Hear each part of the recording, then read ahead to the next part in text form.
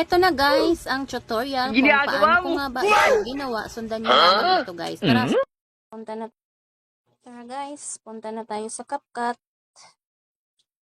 New project. And hanapin yung video yung ginawa. Yan, tap, add one. And mute muna natin yun guys. And then, hanapin ang aspect ratio sa baba. Yan, pindutin at piliin lang yung 9.16. Ayan. Pag okay na, check lang yung sa baba. And then, tapos, isin muna natin. Buray natin yung log. Muna natin yun guys para mag-highlight at hanapin natin yung duplicate. Ido-duplicate natin yan guys. Yan. At yung dinuplicate natin guys, ito tayo gagawa ng mahika. At habang naka-highlight yan guys, hanapin natin dito sa baba yung adjust. And then, scroll lang natin, hanapin natin yung HSL. At, pansin nyo ba yan guys, yung kulay ng ating damit ay yellow-orange. Kaya ito yung pindutin natin guys. Ayan.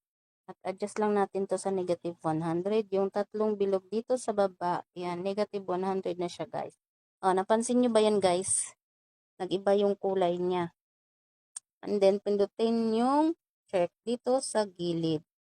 Pagkatapos guys, pindutin yung check yan. At napin naman natin yung overlay habang naka-highlights yung pangalawang, yung inano natin, dinuplicate natin. Yan. Pindutin ang overlay at kusang malalaglag yan. At i-drag natin sa unahan guys. Pagpantayin natin doon sa main clip natin. At pagkatapos, pindutin natin tong back arrow guys. Yan. At hanapin natin yung mask. Magmamask tayo. At simulan na natin yung mahika guys. Ayan. At pagkatapos piliin ang horizontal. Ayan, may yellow line dyan guys. Tapat lang natin dito sa may leg natin guys.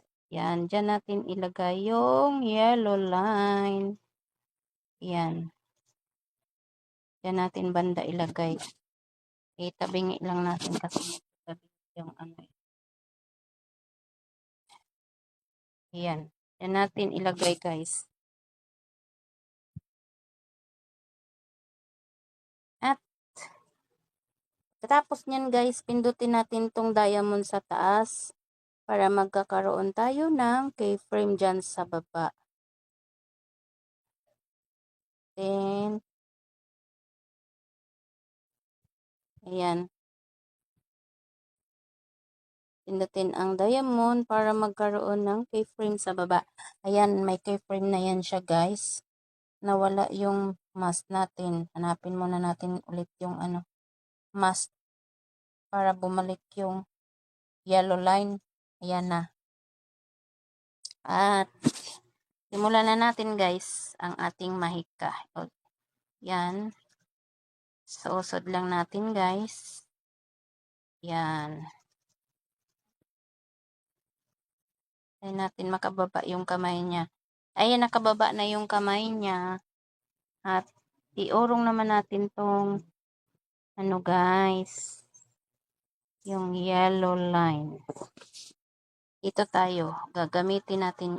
Pindutin natin yung adjust and ito position. Y-axis yan. Yan ang gamitin natin kasi nahirapan ako mag-galaw-galaw ng yellow line. Ayan. Adjust na lang natin guys para bumaba yung yellow line. Ayan. Pansin nyo ba guys, nag-iba yung kulay. Diba? Kung hanggang saan yung kamay niya. Hanggang dyan lang din yung yellow line. Adjust natin yung feather. Masyadong maliwanag. Parang halata masyado yung ano niya. Kulay. Parang hindi nagpalit ng kulay. Ayan. Hindi ko kasi na-video kanina. Dapat in-screen record ko na kanina para isang gawaan lamang. At mag-voice over na lang. Masyadong bright. Wala. Dito tayo sa feather. Adjust natin yung feather, guys. Masyadong malayo. Kasi magba-bright na siya.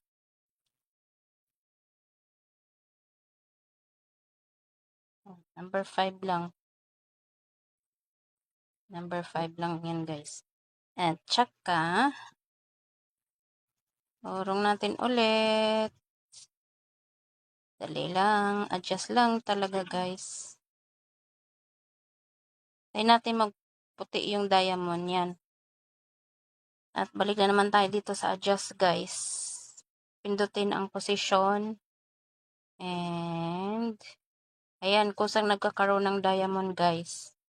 Pagka ginagalaw natin yung yellow line. Diba? Napansin nyo, nag-iba yung kulay niya. At pagkatapos, urong naman natin ulit. Sa baba na yung kamay natin. Usod naman natin tong yellow line. Position ang gamitin natin. Ayan. Sa baba na, guys.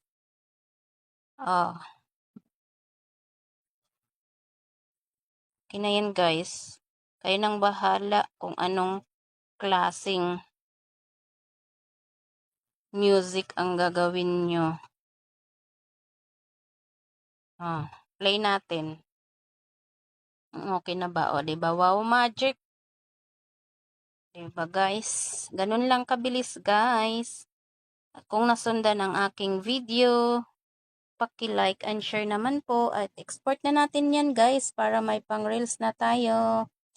Thank you for watching, mga guys. Sana natutunan nyo at nasundan ang aking tutorial.